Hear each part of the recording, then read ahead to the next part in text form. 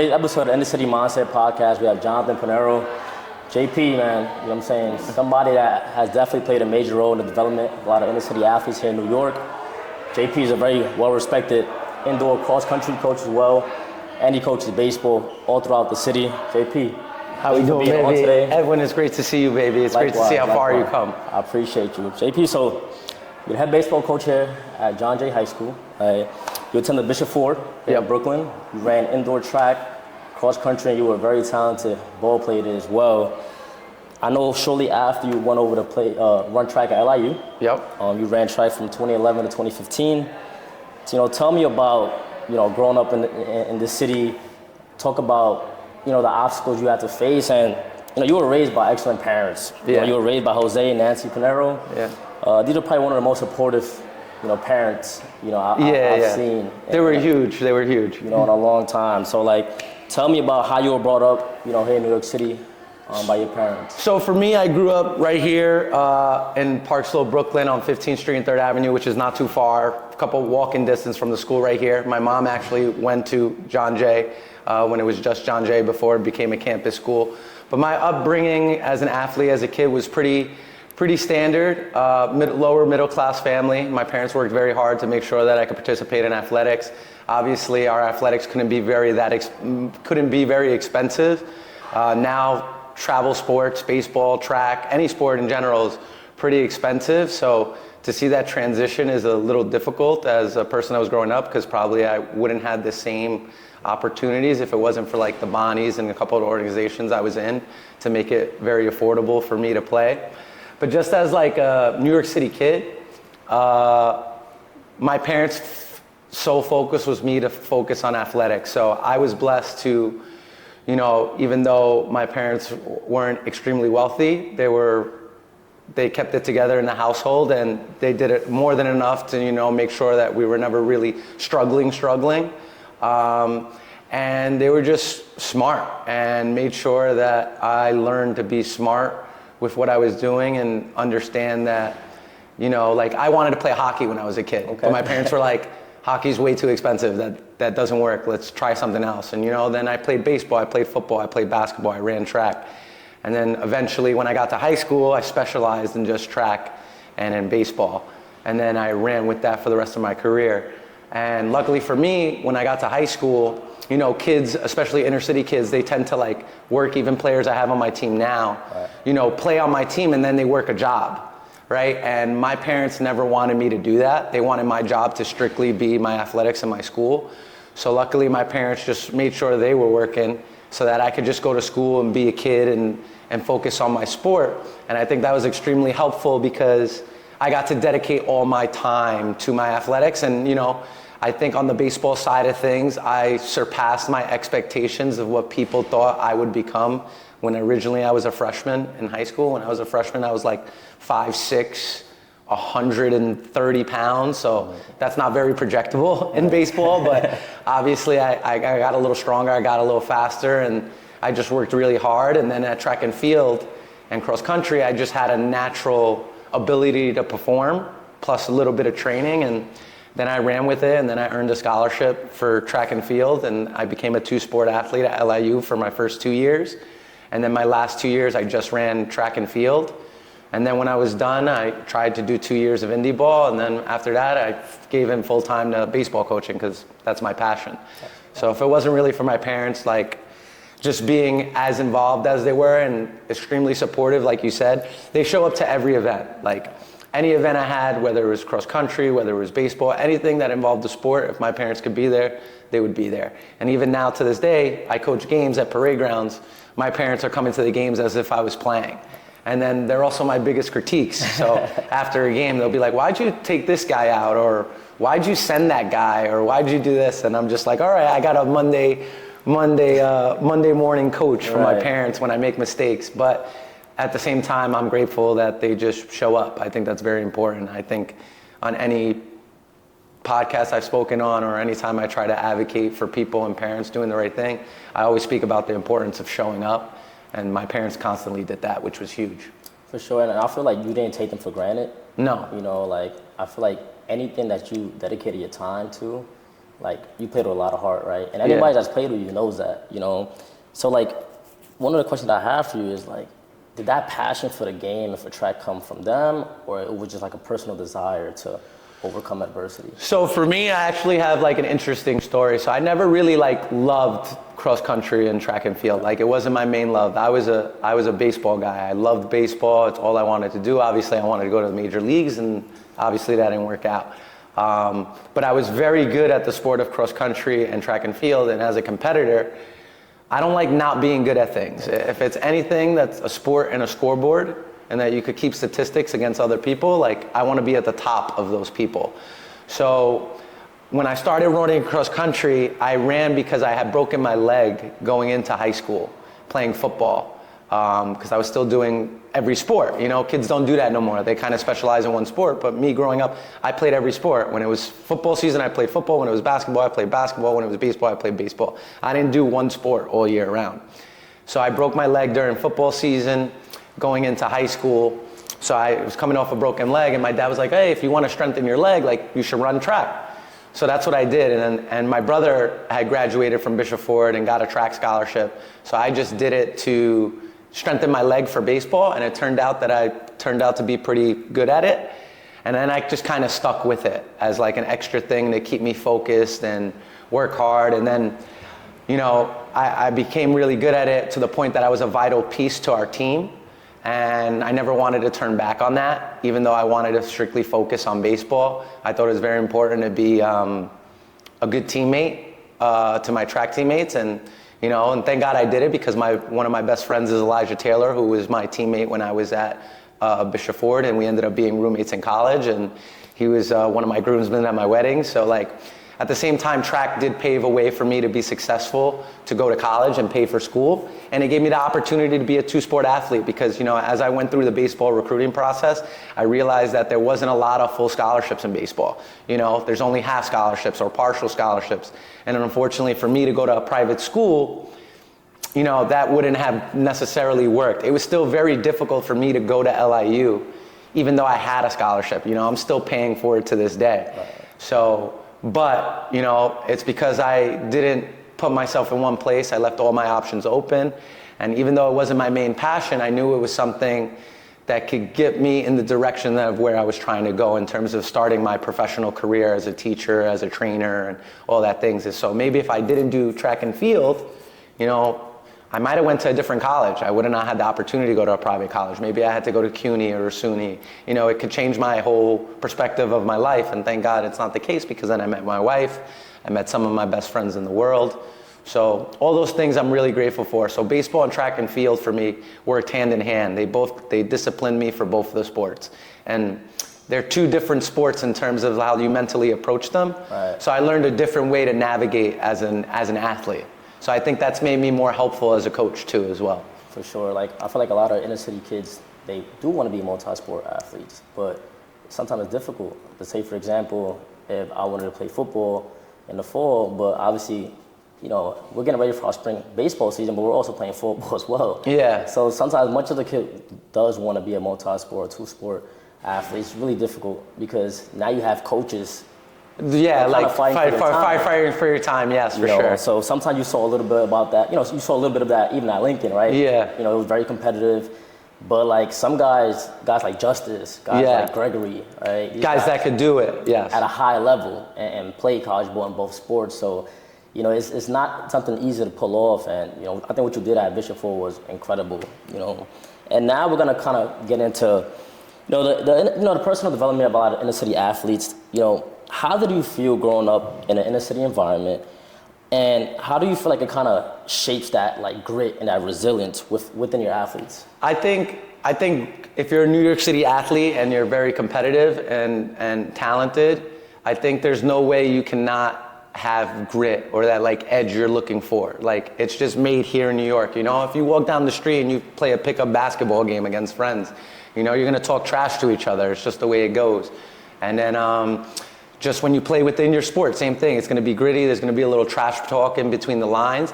And you got to kind of learn what's like being professional and then what's like backing yourself up and backing your teammates up. So that's like one thing I learned as I got older. You know, when I was younger, I wasn't really a trash talk guy. I only talk trash if someone was like relaying it back to me, and I kind of let like my game speak for myself. I was kind of the annoying guy, if in a sense of like, I'm just gonna keep doing the same thing over and over. I'm gonna keep doing it right, and it's gonna frustrate you to the point that you just have to give in that I'm better than you, in a way. But I think just for New York City in general, it just has that grit. Like, and then, you know, like for kids that, thankfully for me, like I said, like my parents did really well, and they were middle class families, so I didn't like completely struggle. There's people that struggled way worse than I has, and I think kids with more struggle have a little bit more edge if they know how to focus. If they don't know how to focus, it could easily just knock them off track and not meet their potential. But luckily I had a good family background that my parents were able to, you know, get me back on track if I ever fell off. And then I just had really good coaches that cared. So, you know, just like you said that, you know, coaches kind of like conflict when you're doing two sports. You know, I had two coaches, my track coach and my baseball coach. They communicated like, hey, what day can he come? What day can he miss? Like, so that worked in my favor. So I just had people around me that cared about my well-being. And I think that's very important. Kids need to find that. Whereas, you know, now in today's world with social media and how it grows, like you could find somebody that helps you right now, not really help your well-being. You know what I mean? Like you could like play for a team because you think they're gonna find you a school to go play at and get you recruited, but are they gonna care about your well-being after you get recruited? Like, are you surrounding yourself around people that actually care about your well-being after you're done with your sports? Right. I think that's the hardest part to find in good coaches, right? Like making sure you find a coach that just cares about you outside the game. Like, what are you gonna do with your life when you're no longer playing? And that's something I didn't really think about as an athlete or a coach till I started coaching at Lincoln. You know, I used to always just think, you know, I'm just gonna coach and make sure my teams win games. That's what makes a good coach. And, you know, 2 years into working at Lincoln, I realized that that's not the goal, right? It's about not only being competitive on the field, but, you know, molding people like yourself. And I'm extremely proud to see what you've turned into as a person and as an adult and finishing your career, and just finding that more athletes, you know, that graduated with you are doing those same things. That's the reward, that they figured out how to navigate life through their sport. Absolutely. So I think doing that and then finding the guys that just have the talent to just pursue it as a professional, I think is really cool too. And I think that comes with time, but I think the foundation of just having a good support system is important for the New York City baseball player. Find someone that's gonna support you, and then just let your game be your game. You grew up in New York, you know the trash talk's gonna be there, you know the side talk, you know there's gonna be haters, you know there's gonna be supporters. Navigate in between that and you can be successful. For sure, like, and you brought some great points. Like, for a lot of coaches, trainers, etc., like, it's transactional. Yes. Right? So like you said, like, as long as this kid can help me win now, that's all I care about. Yeah. But very few coaches that, if their kids was to reach out to them as a junior in college, you know, they'll answer that phone call on the first ring, right? Or they'll respond with great advice, you know, through a text message. So that's what I really always appreciate about you, right? Like, even when, you know, you weren't coaching me, right? Even when I was in college in JUCO, at a 4-year program, like, you always made sure to check in, right? And you gave the best advice that you could, right? Yeah. Because at the end of the day, whatever, you know, for the most part, whatever you're going through, you gotta also try to like figure things out on your own as well.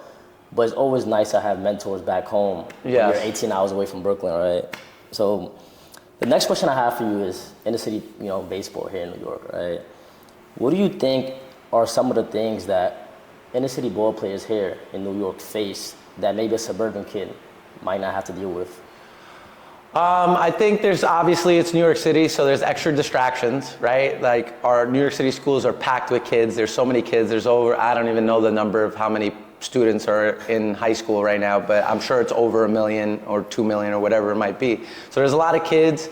Doesn't make sure that they're all athletes. They all come from different backgrounds. They all come from different distractions. They all come from different lives. So it's easy for a kid to just get distracted and be doing the wrong thing, whether it's behavioral, whether it's in school, whether it's just not being focused in their sport. I also think limited access to like nice luxuries is a thing for here, especially for ball players. You know, New York City baseball fields, just being honest, aren't the best fields.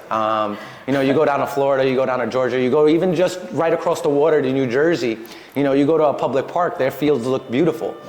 And you could get better on those things. And whereas here, it's kind of like you said that word, gritty. It doesn't look pretty, but we don't take it for granted. We kind of just go out there and go about our business. And I think that made me a better baseball player, to be honest. Like playing at Parade Grounds Field 3, like I always used to joke around. If you learn to field at Parade Grounds, you could field anywhere in New York City or outside of it, and you'll be a good infielder. So, I like to think I was a talented infielder defensively, and one of the reasons was because I just consistently played on not so good fields, and just didn't make an excuse, kind of made the adjustment and just bared with it. So I think those are the kind of things that are lacking for New York City baseball players. And you can make the argument, well, there's this gym, there's this facility, there's this. Those things cost money. Right? And in New York City, rent ain't cheap. So these facilities that are operating, they're trying to operate and, make things accessible for those particular athletes, but also at the same time, they got to operate their business. That's just reality. Mm-hmm. So there needs to be a flux of income coming in for them. So not every player could afford to rent the tunnel for $60, and then not every player could afford to rent the tunnel for $60 and pay their trainer whatever their cost might be. So to train for 1 hour in New York City in an indoor place might run you $120, $140. Not everyone could afford that every week, because that's $400 a month.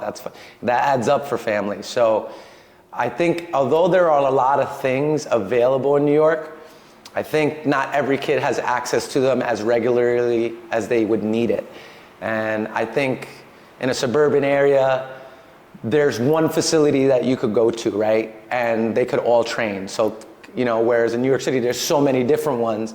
It's like, which one is the right one, As opposed to all seeing one vision and all doing it right. So it makes it very difficult. But it's tough, so I would say that. So I think that's the biggest challenge for a New York City, inner city kid that doesn't really have the financial access to access these kind of facilities. So they need programs or free programs or a sponsorship to join a team. As long as those things are available, I think you'll still find talent around here. For sure. And obviously you're the head baseball coach here at John Jay. Like, what do you do, to really help your guys, not stay, to stay locked in, right? Because obviously in New York City, we have a lot of distractions, right? It's very easy for you to stay off course. What do you and Coach Friedman do to really make sure your guys are staying locked in? So Coach Friedman is like my enforcer of my team. So he's a big guy, and he gives off a little bit of an intimidating factor to our players. So I let him handle most of that. I kind of passively try to keep the kids on track. But one of the things we do is we just make sure our kids are hanging around themselves, like the other kids on the team or other athletes that have the right perspective and that are trying to progress in their life. I think one thing when you get to high school, and this goes for parents that are deciding what high school they want to send their kids to, and I think every high school, not even just New York, every high school has their sour eggs, their bad eggs. Like, as pretty as every high school wants to make them out, there's always a couple students or a couple things in the school that could be wrong or negative. I think that's every school, and that just can't be avoided. It's about teaching the players or the athletes to realize that that's wrong and that's a distraction that's going to take you away from what you're trying to do. Right. So what we try to do is we just try to educate our athletes on what's your next step. Like, realize that not all of you here are going to play professional baseball. Realize all of you here might not even play college baseball. So what are you going to do after that? What's going to set you up to be, a good lawyer, a good doctor, a good teacher, a good, accountant, whatever it might be? You need to learn those skills through sport. You need to learn to be on time. You need to learn to be held accountable. You need to understand that your role is important to the team. So those are the things we kind of preach so that our athletes get on board on what they're trying to do. And then when, they fall off a little track, we put them back on track. You get into them a little bit, and then you just explain the harsh reality of their decisions, Luckily for high school kids, when they make a little mistake or something, you could kind of pull them back and just, put in perspective what could turn out if you do something wrong. Right. So just showing the perspective of what your life could be if you don't focus, sure. I think is kind of and we kind of are bluntly with it, like the reality. If you don't do this, this is where you're going to end up. Sorry. It's really that simple. If you don't do this, this is where you're going to be. Do you want to be this guy? Right. I'm sure you don't. I agree. And I think just creating a safe space where these kids can develop their skills. And even if these kids aren't going to, play pro baseball or play at the college level, right? Just creating a safe space where these kids could develop. For example, like I started playing baseball for an in-house league called OLS in Coney Island. Yeah. Right? Shortly after, I was looking for a little bit more, competition. I started playing with youth service. And from there, I started playing with the Brooklyn Bonnies, and that's where I feel like I really developed. But I feel like there should be a league or a space for a kid with all, at all levels of talent, right? It shouldn't only be like, oh, well, if you're not good enough to play on this national showcase, you just can't play baseball. Yeah. So I think the game has changed. I had a similar baseball experience to you. I grew up playing for the St. Bernadette Knights in Bay Ridge, Brooklyn, which is a Catholic school. I didn't go to that Catholic school, but I was a part of their athletics, and I played in their athletics from the time I was 6 years old all the way to the time I went to high school till 13, 14, where I became too competitive for the league. It was a bunch of neighborhood kids. Luckily for me, all those neighborhood kids came from really good families. They were really respectful. A lot of them are my best friends to this day. We never went to school together, but we're best friends and we've known each other our whole lives. So, through sport, I met a lot of good people. And then when I got really good, to the point that my high school coach was like, you need to play a little bit more competitive baseball, that's where I transitioned to playing for the Bonnies. Gotcha. And then back then, there weren't that many travel teams you could play with. It was like Bonnies, youth service, cadets, maybe the Cougars. And like, again, but those are like local travel Brooklyn teams. There's not as many as there is now. So you had no choice to play. I remember on my first Bonnie team, there was 24 guys on the roster. Only 9 guys play. Yeah. And that's at the time where like guys weren't just POs yet. Like, that didn't start happening till you were like 16, 17. Mm-hmm. So my first 2 years with the Bonnies, it was really about like earning your keep and like trying to like make sure you stay in the lineup because you are talented and you do all the things the right way.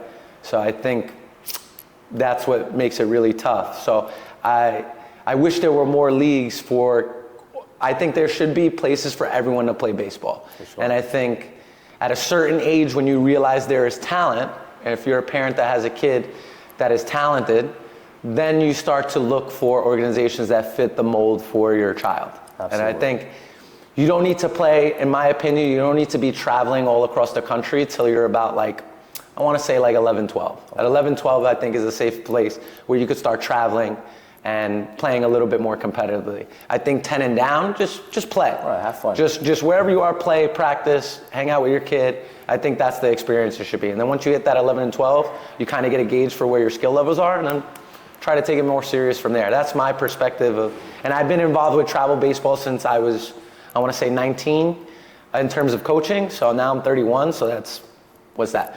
20, I don't know, 11 years of travel sports. So I think that's what makes the most sense for people. For sure. And I feel like, honestly, like you're the perfect guy, right, to be leading, John Jay's baseball program. Like you have the experience. I think you do a good job of really like relating to these kids. And I'm like super proud of everything that you and Coach Freeman have been able to accomplish here. Like I think I mentioned this to you the other day, right, when I saw you at Cyclone Stadium. I'm like, nobody believed. Yeah. Right? Nobody believed. I feel like when you guys took over this baseball program, maybe people anticipated, maybe you guys will bring in some talent, right? But nobody saw you guys making it to the chip in Yankee Stadium last year. So talk to me about that process. Talk to me about last year's team and that journey from the fall to the spring. I'm not joking or not lying here. I think when the transition of the schools merger, so originally the school, John Jay, Casa, Park Slope Collegiate, they were all separate athletics. So there was Millennium Athletics, which is one of the schools in the building, and then there was John Jay Athletics, and they were, sharing spaces. And Freeman, as one of the athletic directors, along with Coach Boitano, spoke with the rest of the principals that they wanted to have a merger. And when that process was happening, I was working as a substitute teacher at Millennium High School, and I was still coaching over at Lincoln, doing my last year with Herbie. And Freeman spoke to me about coming over to coach for John Jay and, take over the baseball coaching position because he was starting his family, but he still wanted to be involved.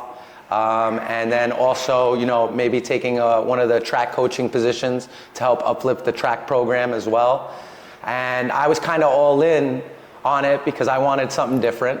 And I kind of saw the vision of what we could turn the school into and what was the goal to transform the school. So originally, the main goal of the merger was to unify the school and make the schools individually better academically. And our goal is, if we have student athletes that really care about being athletes and students, they're going to rub off on the students that aren't athletes. Right. And it's going to make the school overall grow, and that's happened. And then in terms of the actual output of what we're putting on the field, I had what I called the 5-year plan. I said, hey, our first year, we're going to be extremely competitive because, I think we're both good coaches, and we also have Coach Santella with us, who's a very good coach. He's our first base coach. His name is Andrew Santella. He's like an author and editor, very smart man, and has tons of knowledge in baseball, and is just a good person to keep me and Freeman grounded, because he just has so much life experience. So, our first year as a program, we had some talented players. We had guys that Freeman had groomed in the program for the last 4 years. So they were on board with the merger and what we wanted to turn the program into. So we had a good bunch of leaders in that group. And we were competitive. Made it to the quarterfinals, almost upset, who we play? We almost upset Inwood in the quarterfinals, fell short. But it was a good run, so we were in the top 8 in our first year as a program. Then the next year, we played Tottenville in the quarters, and we were beating them into the last inning, and then they beat us, and then they went on to win the city title. So we fell a little short, and then that year 3, after 2 years of having really good competitive years, people found out about our program. People were walking by Parade Grounds Field 3, seeing what our practice looks like, seeing what our fall, winter, and programs look like, seeing that the players that had graduated from the program, what they're turning into in terms of adults and how they're performing at the college level. Parents started to open their eyes and be like, oh man, that's really nice. And then luckily for our school is located in a great neighborhood. And then, Coach Freeman along with Coach Boitano have been doing all they can to just make our spaces in terms of practice spaces even better. Like, we built our pit, we built this locker room that we're sitting in right now. We got batting cages upstairs, we got a brand new weight room. So anything to improve the athletics so that the results on the field get better, they were happening. So then going into that 3rd year, we got some talent through the door, along with players that have been a part of that program since they were, that time we lost in the quarterfinals. So our thing last year was, our pitch was like time, moment, love. It's John Jay's time. Mm-hmm. Are you ready for that moment? And, I'm a big preacher that if I love baseball, I love sports. So if you don't love the people you're around, it's hard to be successful. And I could genuinely say that all the players in our program love being here, because we create an environment that's safe. We also create an environment that's friendly, and we also create an environment that's a successful environment. We're playing to win. Right. And we're also playing so that you can win at life. Absolutely. And then I think we're having fun while we're doing that. And I don't see why a high school kid wouldn't want to be a part of that. Right. So that's kind of why we that's why people are saying we got so good so fast. And I think those things all worked hand in hand. And I think it's not just me being on board, it's an entire staff, an entire school, the teachers in the building, the people you don't see. I'm just a figure face, and there's a lot of things that happen behind the scenes to make this as good as it is and keep it as good as it is. And, when I first came in and I teamed up with Coach Freeman, I said, I want to be a powerhouse for the next 20, 30 years. Down the road, I want people to say, John Jay Baseball, legit. They got a great program. No matter what you say, every year that you hear about John Jay Baseball, I just want people to say that's a quality program. They have quality coaches, they have quality players, and they're always in the mix. For sure. And I think for the last 3 years, we've done that. And I don't think there's no reason for that not to continue to happen. Right. And it's important for the parents to know that you're running just like a college program. You know, when I see your schedule, you post on Instagram, you guys are very efficient with your time. I'm talking about from 3 to 3:15, we're doing bunts, right? From 3:20 to 3:45, maybe you guys are working on infield drills, this and that. So when I see that schedule, it reminds me of when I played at a 4-year program in Pittsburgh. So I think that the way you're running this is great, because now when your ball players are playing at a 4-year at a junior college, they're already accustomed. They're prepared to structure. Yes. When I was at Point Park in Pittsburgh, one of the toughest things one of the toughest things for me was personally more just getting accustomed to the structure. I mean, we wore different colored shirts on different days of practices. Yes. I left my belt, or I got the wrong color hat today. Sometimes growing up in New York City and you're playing for some of these travel ball programs, there isn't that much structure. Yes. Especially if You're just happy kids are there. Exactly. So sometimes for inner city athletes, sometimes just getting accustomed to that structure at the next level can be, a little bit of a culture shock and a transition, And it's a shame that some kids don't adapt. Yes. They'll think the coach is out to get them. Meanwhile, no, that's just how it is. It's like showing up to work with a suit and tie, right? Like if you work an office job and the boss says you got to come in a shirt and tie, guess what? You're going to come in a shirt and tie. For sure. So for a baseball team or the track team, if we say, hey, you got to wear your blue shirt, it's got to be tucked in, you got to wear this hat. We need it to look that way. Yeah. Just so you learn that minor skill. It might seem like a small detail that doesn't matter, but guess what? It does. And when it comes to influential people in your career, right, in your baseball journey, who do you say were the most influential people, throughout this process for you, and how did they inspire you? So I get asked this question a lot, and I would say there's two main people, and there's a lot of people in between that I don't have time to name all of them, but there's a lot of people that were influential. But the first one I always start with is Coach Mike Hanrahan, who was my varsity baseball coach over at Bishop Ford. And one of the reasons I always name him is because when I was at Bishop Ford, he was just really brutally honest with me in terms of like where my baseball skills were at and how I needed to develop if I wanted to be a college baseball player or even a starter for his team. And he just pushed me to that next level and gave me extra time to work on my skills. He was like, hey, I need you to get rid of it quicker if you want to play shortstop on the varsity team. And he would hit me extra ground balls and I would work on getting rid of it. And then he was one of the people that told me I need to play a little bit more competitive baseball. Like I said earlier, I grew up playing for the St. Bernadette Knights, and he's like, you need to transition a more serious brand of baseball. So that's when I went over to the Bonnies after a conversation with him. And then it's just awesome because, he just like I said, he just pushed me to a new limit. He was one of the first coaches that I dealt with that was very structured. Like he had a practice plan, there was an approach, and we had a lot of interesting characters on our Bishop Ford team, and he learned to manage all of us and make us a very good team. So I kind of got inspiration from that, and I wanted to learn how to do that and be a good leader, so I learned those skills from him. It's also really cool to know that he's an alumni from John Jay, so he was part of the '86 team that made it to the Yankee Stadium when they won the New York City Championship. And when we were there last year, he came to watch the game, so full circle moment for both me and him. It's last time he was in Yankee Stadium in terms of a high school game, he was a player, and then he came to another high school game. It's to see his alma mater in the championship, and one of his former players is now the coach of that team. So it was really cool to share that moment with him after the game. It was upsetting because we lost. So, but after the game, he was there to hug me and tell me, I'm extremely proud of you. It's great to see who you've become as a coach, as a person, as a player. And he was even more flattered to just see that his high school program is relevant again in baseball. So that's really cool. And the next person is the great Jerry Katsky. So you obviously know Jerry because you're a Bonnie guy. I got to say Jerry Katsky because the guy is fully devoted to New York City inner city baseball players, especially with the Bonnies. Majority of the people are Hispanic, Black, and don't come from the best backgrounds of financial status and things like that. And he always finds a way to make sure he doesn't turn kids away. Right. Whether it's getting sponsorships, whether it's fundraising, whether it's just signing kids up for tournaments and showcases. He finds a way to get it done as best he can. And he turned me into a player coach. So I played for Jerry when I was 19 fully, and then I played with him 19, 20, 21, 22. And when I was 19, I became a player coach for his team because he couldn't be there all the time. So I learned how to manage and coach a team.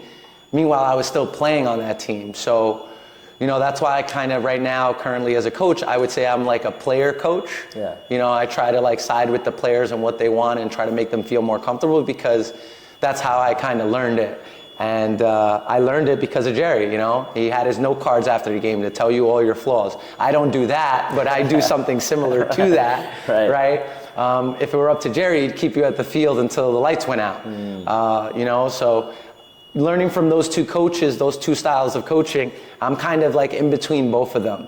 And there's little things that I learned from both of them as a player, as a coach, as a person that are with me today. And I would say those are the two most influential people in my baseball career because they set me up for success. They believed in me. and they just steered me in the right direction. Awesome. And they knew like my potential as a player, and they knew my potential would be to coach. Sure. So they kind of like showed me how to be a coach. Right. And, you know, like that's another reason why I always respected you so much, because like I feel like you were always an underdog your whole life. Yeah. Right? Like I feel like it's like you said, right? Even in high school, right? You were a middle infielder, but you feel like you were undersized, right? Yeah. Even with track, right? Like I feel like you can relate to a lot of inner city guys, because I feel like a lot of us are underdogs. Yeah. Right? Most of us don't grow up in communities where people are constantly like, you know, building us up, right? So I feel like, you know, not only are you an underdog, right, but you're the perfect mentor and entire person that could really help these kids, you know, get to that next level, right? And I feel like perseverance is actually really what has allowed you to, you know, get so far, right, in life. You know, I feel like that's a key word that a lot of inner city athletes might not understand right now, but when they get to college, they'll truly understand what that means, you know what I'm saying? So would you say that like some parents are kind of like stripping, you know, their kids, you know, out of the opportunity to face adversity? That's a tough one. I wouldn't say parents are stripping the kids. I think the kids are stripping themselves. Okay. Sometimes there'll be a parent that maybe they doubt that, you know, their son or daughter can't do a certain thing because maybe they're hurt, or maybe they need to study, or maybe they need to learn this. You know, you need to learn time management. If you need to study, well, find a better time to study so that you can make sure you're at your team sport, because you can't do that in college, right? Or else you'll just not play the sport, right? So that's one way. And then in terms of just like that extra adversity into pushing, I think as a parent, you got to know what's safe to push your kid, and you have to like know your kid a little bit and know what they're capable of. Like I have a crazy story about adversity, and just like you'd be surprised what your mind could do if you really just buy in and push it. So when I was a senior in track indoor, we had a race. We had two races. We had to run the 800 meter individually and the 4x8 in an indoor race. And the LIU track coach was coming to watch me and who was my roommate, my teammate Elijah Taylor. I broke my jaw a month before that race was going to happen. So I broke my jaw at baseball practice, and I was wired shut. So I couldn't open my mouth, I couldn't eat, all I could do was drink liquids, right? So I really couldn't do sports, but I still did my sports, right? Like I spoke with my parents, like, listen, like I can't not participate in sports. Like I need to be going to baseball practice. I need to be going to track practice. Like I need to be competing. So we had to like figure out what was a safe way for me to like train and compete so that I could be ready to perform. So, you know, I was still practicing baseball with a broken jaw. I was still running track and field with a broken jaw. And now I'll explain why that doesn't make sense and why that was probably dangerous and probably not the best thing to do, is because, so before I got to that big race, I went to the doctor because I thought I would get my wire unclipped. And the doctor was like, hey, you need to keep on the wires for 2 more weeks. And I had the race that Saturday, it's Wednesday. And I said, hey, I was like, can I run on Saturday? And he's like, I don't see how you could run with a wired jaw. And then I was like, why not? And he was like, what if you need to throw up? He's like, you have nowhere to throw up. He was like, you could like suffocate and it could be really bad. And I was like, oh, I didn't think about that. And then he was like, I was like, okay. I go, so I shouldn't compete. He goes, I wouldn't advise you to compete. And I go, okay, but what if I do compete? And he goes, okay, so if you're gonna compete, he's like, I'd buy a pair of wire cutters and have them ready on deck if you need to cut the wires so you could breathe or whatever. Wow. So that night, me and my dad went to the hardware store, we bought a pair of wire cutters, and I showed up to the meet on that Saturday to compete and run in a race. And I ran the 800 with my buddy Elijah. We came in second and third, and we both ran our best times ever. Like, wow. I ran my personal best time in the 800. I ran like a 2 flat, and I ran it with a wire jaw and not eating food for a month and a half, just drinking liquids. And I was so physically taxed from that race, I was not able to compete in the next race. I had to do the relay, but I physically couldn't. I was crushed, like my body completely shut down. I almost had to throw up. We almost had to cut the wires. Thank God we didn't. And I didn't run that next race, so someone had to fill in for me. But the LIU track coach was there. Didn't know I had a broken jaw, so I met with her after, along with Elijah, and we introduced ourselves, and I was mumbling, And she was like, what's wrong with you? And I was like, oh, my jaw's broken. And she was like, wait, you just ran a race with your jaw broken. And that weekend, she gave us a visit. And then that weekend, I finished committing to LIU, because then I spoke to the track coach, I spoke to the baseball coaches, and then I knew I wanted to go there to study for school, and that's how I earned my scholarship. So that was one of the reasons I earned my scholarship, because that track coach looked at it like, if this guy's gonna run like that, I can't wait to see what he's like, just like fully healthy and all in. And you know, that's just who I am as a person. Like, I don't want to make an excuse. Any way I could find a way to compete, I'm going to try to make it happen. Any way I could be there for a kid, I'm going to try to make it happen.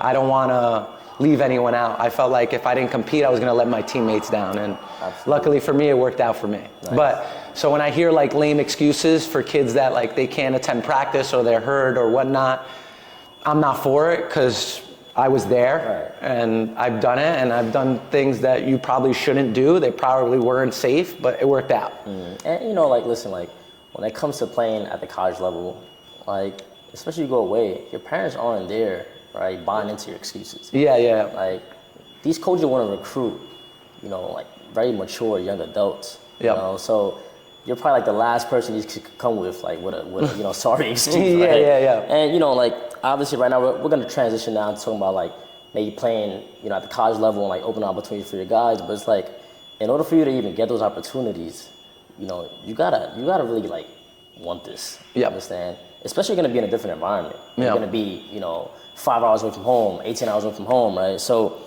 what are the steps that, you know, you guys are taking here at John Jay to open up, not only open up college opportunity for your athletes, but like really preparing them when it comes to the mental aspect? So like you said before, first the structure, like having rules for the team, like practice rules, practice plans. Like we want our transition times to have practice to be smooth. We don't want to waste time. We don't want to dilly-dally.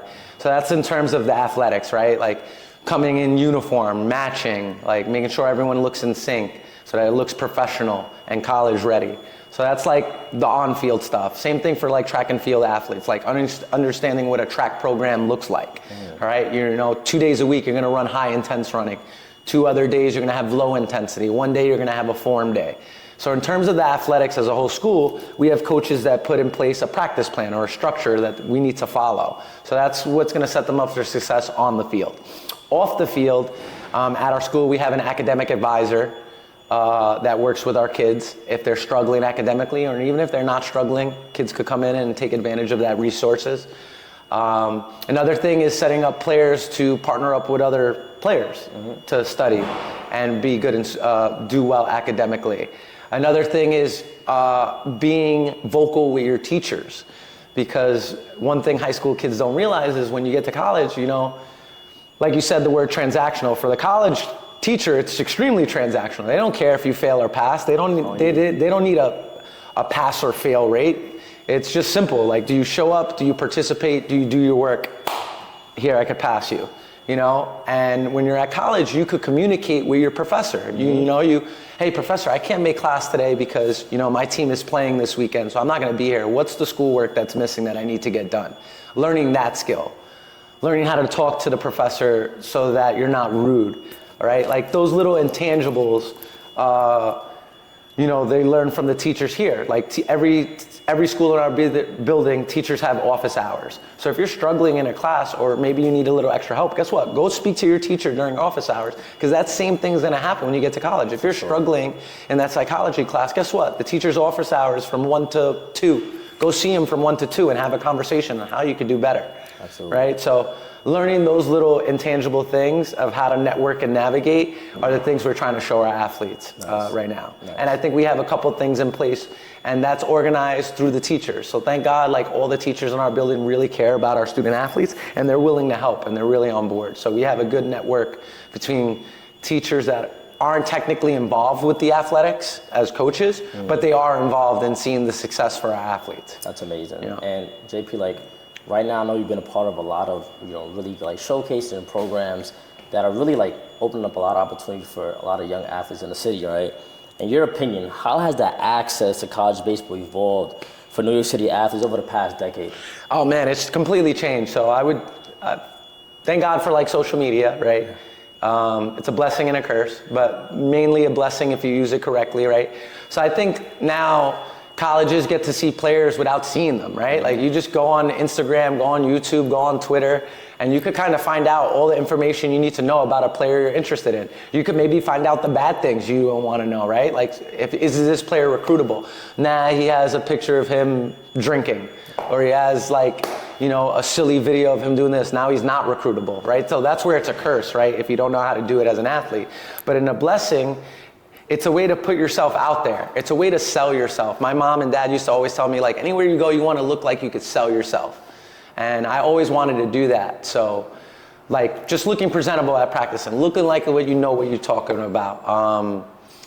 And just making yourself extremely presentable as a player on your social media is going to make you more recruitable for those college coaches. And just more access. So, like, from those Instagram videos, like, they're like Metro Scout Day, right? It's an event that I'm involved with. It's a free event for New York City baseball players and players in the Northeast region. It's the most heavily scouted event. There's tons of studs, but not only is there tons of studs, there's tons of D2 players, there's tons of D3 players, there's tons of NAIA talent, there's tons of JUCO talent there. And it's just a place for all these players to be seen. And the reasons that's there is because, and the reason it's grown is because of social media. People see the talent that's there. They're like, damn, I need to make sure I'm at St. John's in October so I can see these players. And then even if they're not there, Metro Scout Day has developed this network of social media people to just broadcast it. And now people can see it. So I think the landscape of recruiting and just having access to other options because of social media has completely changed. Whereas when I was growing up as a player, it was strictly through word of mouth, right? You got recruited through coaches seeing you, having a conversation with their travel coach that they have a relationship with, and being honest about their opinion. Now, like, you could find a player you don't even know and be like, hey, who knows this guy? Then you kind of look, and then you kind of go down your list, and then you start that network. So it's completely changed, and I think it's better for players now. If they do the right way, if they handle their social media correctly, I think any player could be really recruitable if the skills are there. That's amazing.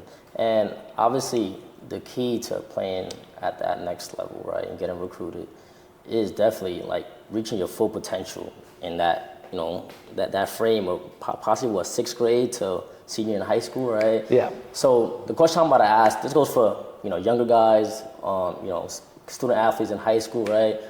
And shout out to Khalil for this question. What do you believe is the most effective way for athletes to unlock their full potential and perform at their best?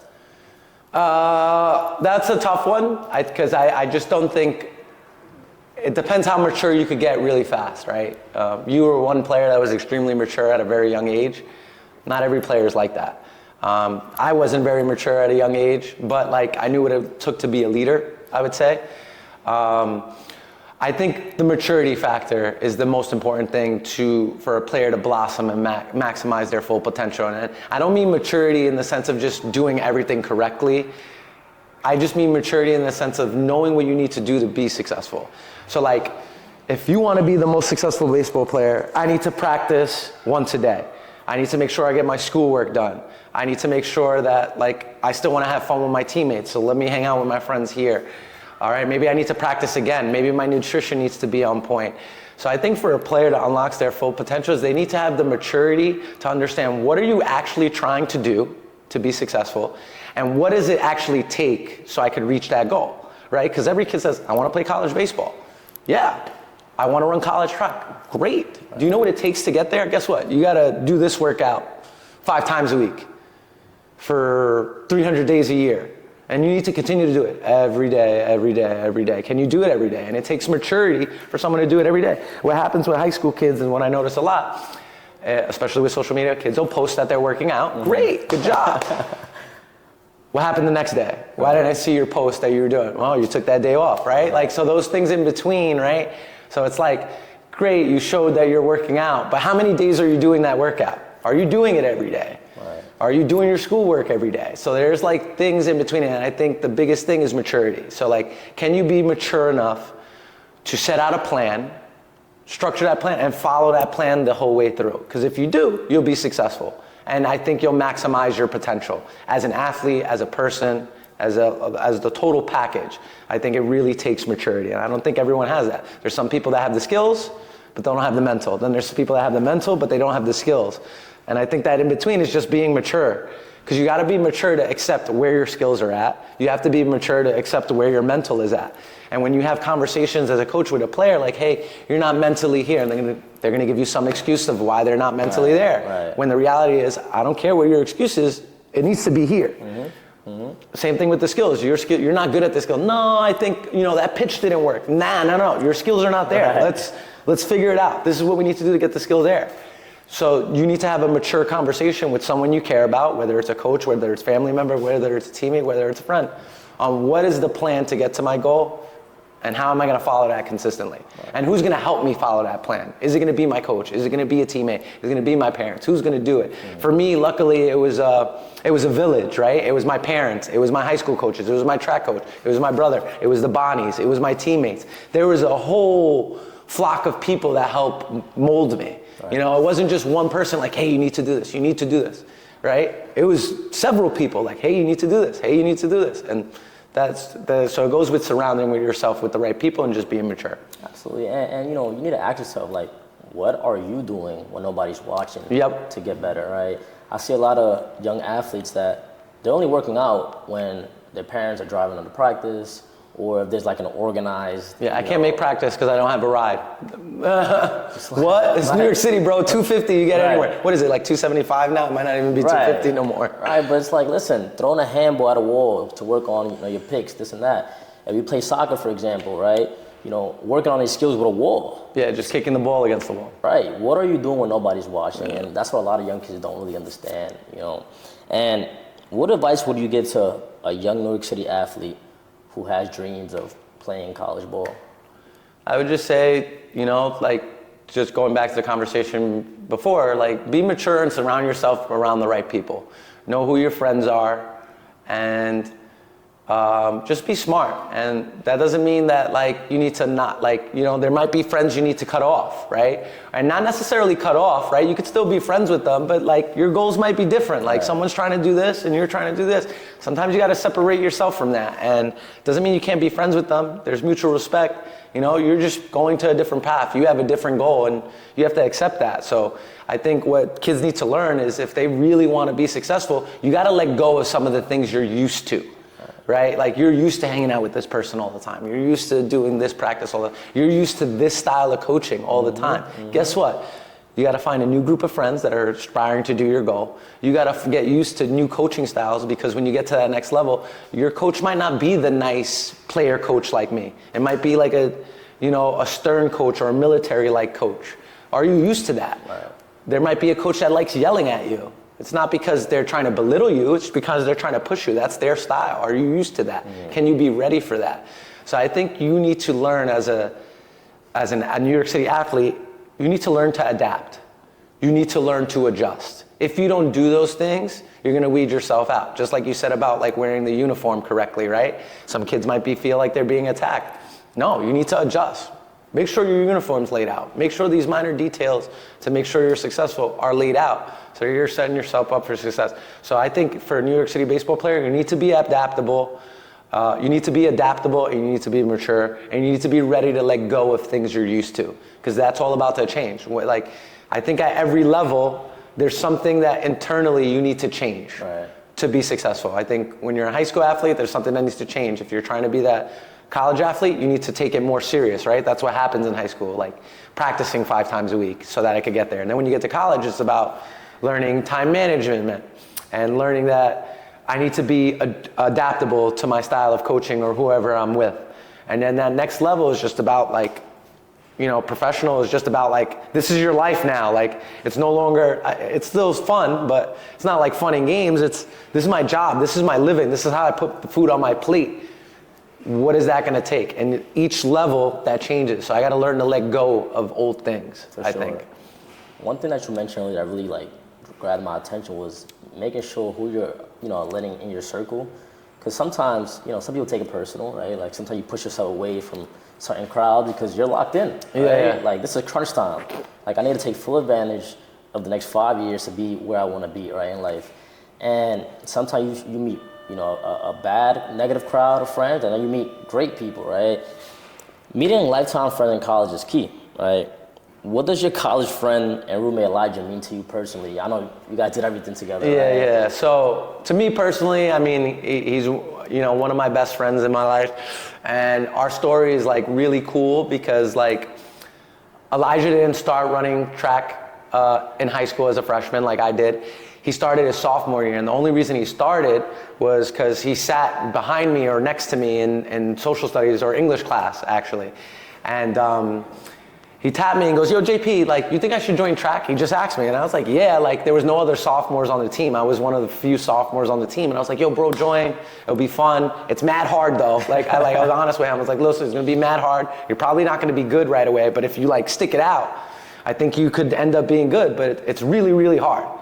He came down, he was awful to start, and then got good in 3 years, worked really hard, trained over the summer, ended up getting a scholarship with me. When we got to college, he ended up beating me in almost every race. After our freshman year, he became a better cross-country and indoor athlete than I was. Meanwhile, when we were younger, I was better than him, but because he put in that extra time, put in that extra work. And then as just like a person, we were roommates, man. We did everything together, like everything that's fun about college, you know, like the hanging out, the participating in athletics, you know, meeting new friends, going on new adventures. You know, I did everything with him, and it made it more fun. It was someone I already knew before getting to college, so it made it easy to have a friend going in. That makes the college transition a little bit easier. Mm-hmm.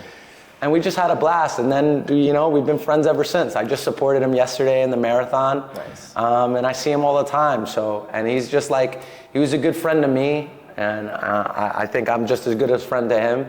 And honestly, I throw the word love around a lot. You know, I genuinely love him along with other teammates that were on my track team or on my baseball team.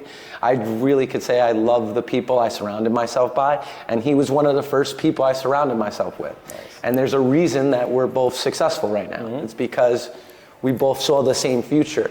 And more credit to Elijah, as he definitely came from a different upbringing than I did that was probably a little bit more tougher. Mm. And he still found the way to get it done because we were both motivating each other. You know, we were both someone to talk to, you know, late night in the dorm room when we're ready to go to bed, you know, this feels kind of thing. And you can kind of be honest. And I think that's really hard for like young athletes to own up to. Like when you are struggling, it's hard to open up about what you're really feeling in life and what you're feeling at school and what you're feeling socially and emotionally. And, you know, luckily for us, we had each other, and there's other people that we could talk to too, but every now and then we had that relationship, and there's a reason why we're such good friends now. And I think that's what sports are about. It's about having good friends. I could say that all my best friends are all people that I played sports with. Right. Like every single one are all people that I played sports with. In some way, shape, or form, we played a sport together, we grew a relationship from there, and then it's gone on to our adult lives. For sure, that's awesome, man. And, you know, when you play for an organization like the Brooklyn Bonnies, like our teammates become family with time, right? And your alumni become family, right? Like think about Bonnie alumni, you know, you see, I talk about like Calvin Baker, Darryl Russell, Jose Castro, like just guys that are involved with the Bonnies. When I see them down the street, because I was a Bonnie, they treat me like I was family to them because we grew up in the same organization. Meanwhile, they're way older than us, you know? Right. But like, it's just that mutual respect to understand like, you know, we were about the grind together. Maybe in different eras of our life, but you were about the baseball grind. You were committed, you were focused, you were this.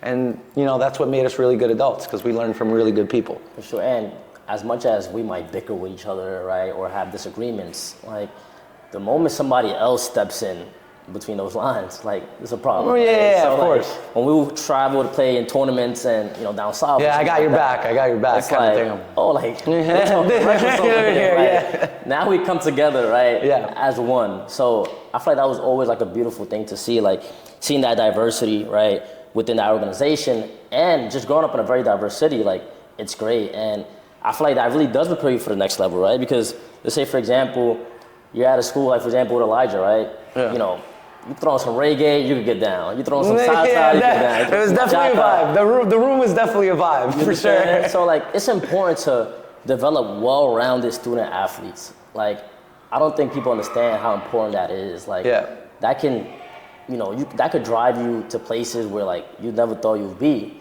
Whether that's corporate, a blue-collar job, or professional athlete, like you want to be as well-rounded as possible, right? Yeah. Listen to different genres of music, right? Yeah. Listen to. I learned to like country in college. Same here, right? I was in Illinois for a year. Yeah. Right? First time eating deer, hunting, like these are things I wasn't exposed to. Yeah. Right? So that was awesome, and I think you guys are instilling that to your athletes here at John Jay as well. And I feel like what would you say, like, starting out in the inner city, right? What would you say is like the best advice for like a young high school coach in the city that's just starting to go off, like in order to build like a successful program in the city, what piece of advice do you have for them? So I think, and I started coaching in PSAL when I was 20. I started at Lincoln where I coached you, and obviously I coached you on the Bonnies on the first team I ever had.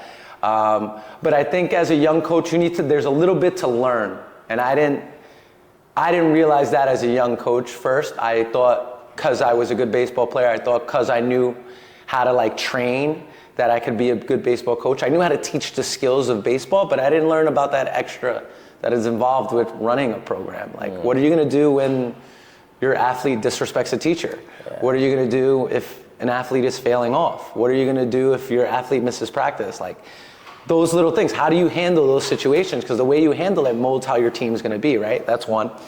The next one is, I think you gotta make yourself open to learn from the coaches. So I got to learn from Herbie Cruz, right? I got to learn from Jerry Katsky. I got to learn from Mike Hanrahan.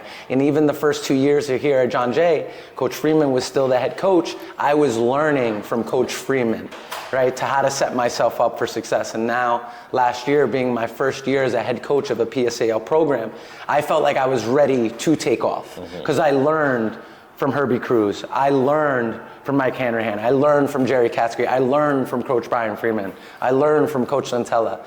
Like different ways of handling things and what it takes to operate a program outside of just coaching the baseball skills. Right. And once you added those things, I think I was ready to be successful, and I think it was one of the reasons we were extremely successful last year. And I think, honestly, the sky's the limit for me in terms of a coaching career. Like right now, I just see myself being a high school baseball coach, dominating, giving back to the community around here. That's what I want to do. Doesn't mean I'm not open to the opportunities of coaching college, coaching professionally. I want those things to come, but I think right now I'm in a place in my life I'm really happy where I'm at. I really enjoy being here. I love it.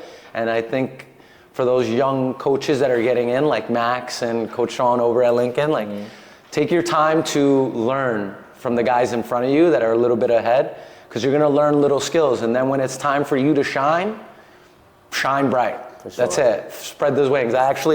Herbie Cruz Jr., his dad, Herbie Cruz Sr., coaches over at Lockland. He was one of my coaches when I played with the Bonnies. The very second year of John Jay, where we were transitioning, the next year I was going to become the head coach. There was a couple recruits that came in. Our program looked a little bigger, and we had a game. He came up to me, he's like, yo, I got to clip your wings. And then I looked at him real quick, and he was like, look at the guys you got there. Like, look at in 1 year, like the amount of players that have walked through the door. Yeah. He goes, like, you're ready to fly, man. Like, just do what you know you do. You're a smart coach. You've learned some around good people. Take off. So I think for those young coaches, be ready to learn. I learned from travel ball coaches. I worked in the prospects, a guy named Greg Belson. Excellent baseball mind. I learned a lot of like cool drills, cool ways to teach things, going to the coaching convention.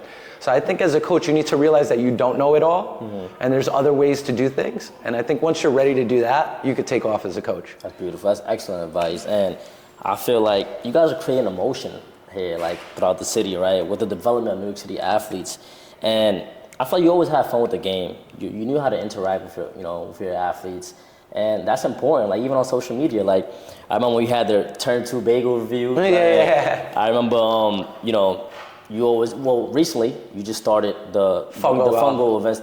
Tell us about those events. Tell us, what the goal is, right? So for me, not just the event, but just me as a person, I want to humanize everybody, right? Like at the end of the day, like we're all human beings, we're all cool, we all like to have fun, we all like to joke.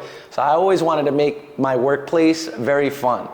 So I like doing fun things. Like at baseball practice to end our fall, we did a Halloween practice. I made all my kids dress in their Halloween costumes, and we had a full-blown baseball practice in Halloween costumes. Why? Because it's fun. Let's have fun. Let's build some memories. You know, last year we took our kids to Cooperstown just to spend the weekend together. Not to play baseball. We're going to go to Cooperstown. We're going to go see the Hall of Fame. We're going to spend the night at the hotel. We're going to wake up. We're going to make some memories. We're going to laugh, joke, watch a movie, hang out in the yard. Just to create environments that people want to hang out in and do cool things. And then in terms of Fungo Golf, it started as a fundraiser idea, and it still is. And one of the things we're trying to do with it is I just want to do that to network with people and humanize everybody else around us, right? So like in baseball, there's a lot of people networking, and there's ways for for coaches to network with each other, right? Like, you know, at the particular event I just ran for Metro Scout Day, there was like 6 MLB scouts, 9 college coaches, and then 10 travel ball coaches. All those people were in the same room talking, laughing, joking, sharing good times. Those people are networking now. Now those people are talking, hey, do you have a player that's really good? Do you have a player that's this makeup? Hey, do you have a program so I can help this kid out? He lives in Washington Heights. You know, now you could set people up for success. We could work together. Hey, you know, I got a kid that lives in the Bronx. He comes all the way to Brooklyn to train with me. You know, do you have a place that he could train in the Bronx so he doesn't need to come, you know, an hour and a half? All right, let's network. Let's set this kid up for success, right? So that's what I want to create with Fungo Golf. And then in the part of that, donating back to whatever organization we're partnering with. So the big goal for Fungo Golf is to obviously raise money for whatever organization I partner with per event. And this year we did a partnership with Metro Scout Day. We obviously do one with John Jay. I got one more event for St. Peter's baseball program at the end of November. But those 3 events, and I'm hoping to do like 6 to 8 events next year, whether it's a travel ball organization, whether it's like the hospital of special surgery, or if it's just another high school program, or maybe even a college program. Just something to raise money for people, and then something for everyone to just network and be humanized and just have fun. I'm all about having fun. So I never want to be in a place or an environment that I'm not having fun. If I'm not having fun, I don't want to be involved. That's kind of like my perspective, and that's my style of coaching. That's amazing. Which kind of ruffles people's feathers the wrong way sometimes. I mean, that's amazing. I mean, that's what it's all about, right? I feel like when it comes to all the coaches, all the trainers throughout the city that are playing a major role in the development of inner city athletes here in New York, I feel like we should all have one common goal. Yep. And it's to help change the life of this kid, right? Yeah. You know, I feel like sometimes I see a lot of like, oh, like, no, I need to take the credit for this kid's commitment. You know, I need to take the credit for this kid's development. It takes a village. Yeah, yep. Like you said earlier. For sure. And some people are going to play a role not only on the athletic part, you know, educators as well. Yep. Right? Or, you know, mentoring, or even like family therapy, right? Mental health has been a really big topic as recent, even with student athletes. So it takes a village, right? And JP, listen, like right now there's kids throughout the whole city, right? And adults that they have an opportunity in front of them, right? Whether that's studying for the SAT, right? Going to a pro tryout, right?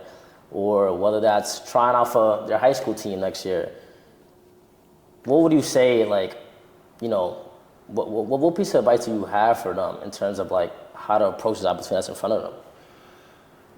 Trust what you're already doing, right? Like, don't overthink it, right? Like, if you get those opportunities, you know, guys will get an opportunity and you kind of psych yourself out. Like, when is it like, oh, I got a big showcase coming up. These schools are going to be there. This is my one shot. It's not your one shot, right? Like, you might have a bad day. Guess what? Can you come back tomorrow and do it better?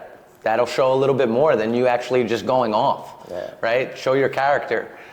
Trust what you're doing. Trust what you're already doing. If you're doing the right things, you'll be successful. You don't need to worry. If you have a practice plan, if you're setting yourself up for success, you don't need to worry about when the opportunities come, because they will come.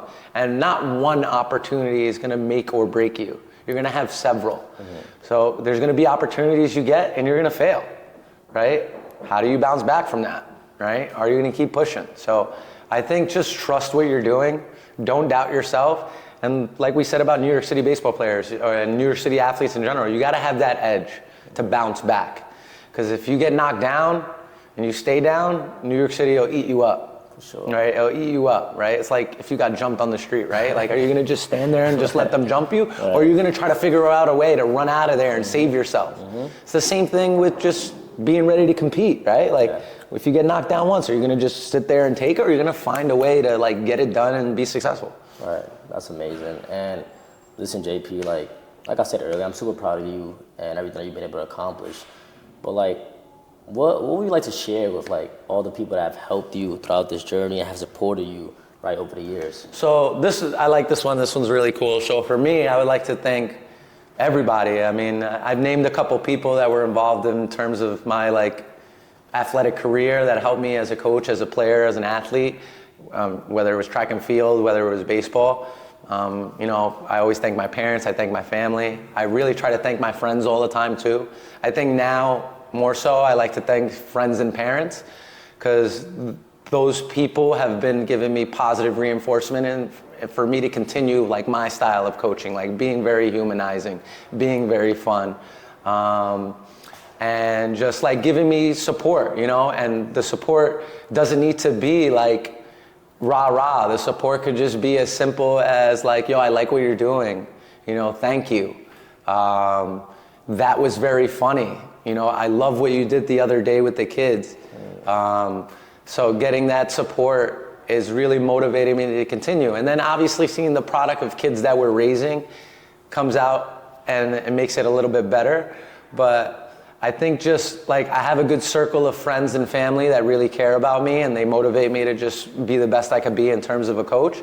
But then outside that circle, the parents of the players I've currently coached, they motivate me to be myself. They're just like, yo, my son and daughter, they love playing for you. They love running for you. Like, just continue. Nice. You know, nothing like, so getting that external motivation from people maybe I don't really personally know, and they feel like they personally know me because of their kids and because of the small interactions we have, they motivate me too, because like I was saying about selling yourself, I think I'm selling myself the best way I can. And people see that, and it's really nice to see that people see it too. Obviously, there may be some haters in between, but I don't get to really see them. They haven't expressed it, so I would think that's a good thing. And I just think there's a lot of people that just, you know, they know what I'm about. They know it's not fake. They know I'm authentic. And I just want to keep those things, as long as those things are in place. And you know, all I need is really my family and my friends to really support me, and the external noise is whatever. But it's really nice to know outside of my inner circle, there's other people that barely know me that are willing to support me. And I think if that's the case, then I think I'm doing something right. And I just want to keep doing that. Right. So absolutely. I would say thank you to everybody that does that, because the social media has really driven like the way this program has risen, the way Fungo Golf has risen, the way most of my network has risen has been through social media. And it's just because people got to see the human version of me. I'm always myself. I don't really change. I'm very laid back, fun. I think I'm funny, but charismatic guy. So as long as I keep those things and I keep who I am as a person, I think everything else in between will just fall in line. So I would just say thank you to everybody that shows support to me in any way, shape, or form. And I really appreciate it. That's amazing. Listen, you're always gonna have to filter out, right, negative people, like the haters, like you said, right? Like, but as long as you know who you are, right, and you have security within what you're trying to do, right, with this program and with inner city athletes, right, like, the rest is gonna take care of itself. So I just kind of want to end with saying, like, I'm proud of you, right? Keep doing what you're doing. You're making an impact on a lot of inner city athletes, and everybody that has invested their time in you, right? I'm sure that they're also super proud of you as well. So I just want to thank you for your time, and keep doing what you're doing, brother. All right.